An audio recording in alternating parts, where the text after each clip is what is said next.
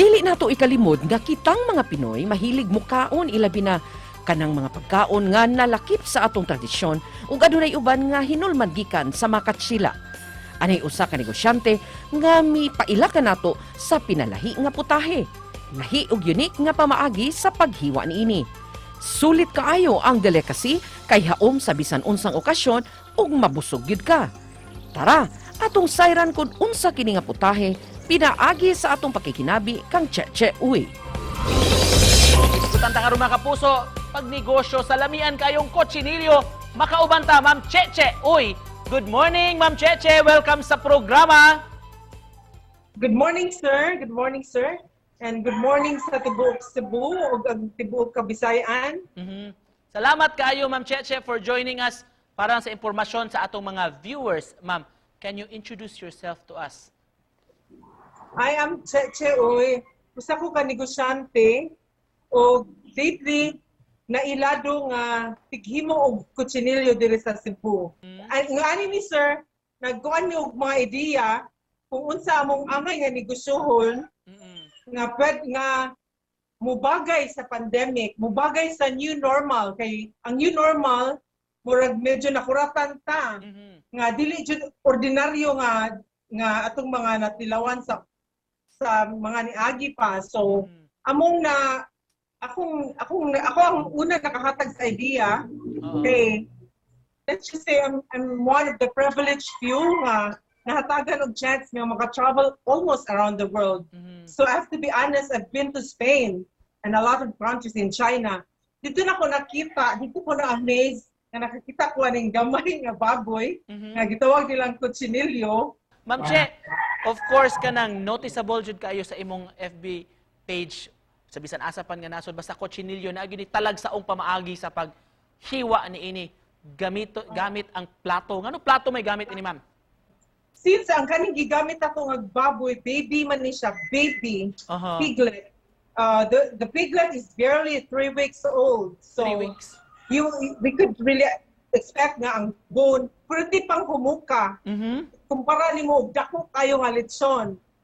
So nindot kay siya nimo pamation nga ini ka hiwa nimo paggamit sa plato matagamtaman jud nimo ka crispy. Maglaway-laway jud ka crispy sa kutsi. Ma'am, unsa may pamaagi sa pagluto ani ma'am briefly sa kotsinilyo? Pwede ipakit Yes, sige ma'am, it's okay. Okay, wala problema. Nakadiha ma'am no? Na diri. Mo ni ang bagong gawa sa among oven. So ano siya. Og kani ang among mo ni ang sa wala pa maluto. Okay. Mo ni ang itsura sa wala pa maluto. Kana na siya, puno na ni siya sa mga herbs.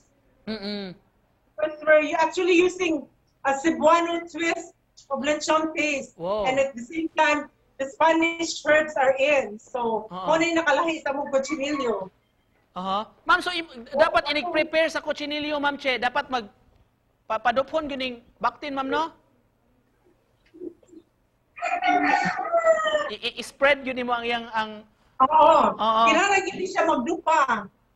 Para kailangan siya magdupa. Kaya mo gini ang traditional nga pamaagi. How many minutes, ma'am Che, sa sud sa oven? Hours? Kaya siya nasa oven for 3 hours at least. 3 hours. 3 hours. Ako ipakita ninyo. Pauni ang kutsinilyo. Makita nimo ang kahumok sa baboy. No? O crispy good kaing panit. Crispy kayo. Gani. Kailangan Cebu. Tilawin ninyo ang kutsinilyo. Ma'am Che, sa mga nangutana lang, price range sa inyong Price kotsinilyo. range, 4.8. Dihatag ako ni 4.8. Kaya para ma-afford sa tanan. Para makatilaw ang tibuok Cebu. Alright, in closing, Ma'am Cheche, mensahe ni mo ma'am sa mga nagtanaw na ato orong buntaga. Akong mensahe na ako'y word of wisdom. Akong ganahan i-share sa mga kapwa na to Pilipino. Ang yang sa pag-asitso kay ang pagpugi ug inubanan sa dakong pag-ampo. O mao na, salamat kaayo. Tinuod gyud na Ma'am Boy agree. Pagkugi o pag-ampo gyud ang sikreto sa atong pag-asenso. Salamat kayo Ma'am for joining us this morning. Pagpresentar sa inyong lamian kay nga produkto. Mga kapuso, si Ma'am Cheche Uy. Salamat Ma'am Cheche. Salamat. Stay safe. Bye-bye. Thank you Ma'am. Amping pud mo Ma'am. Salamat.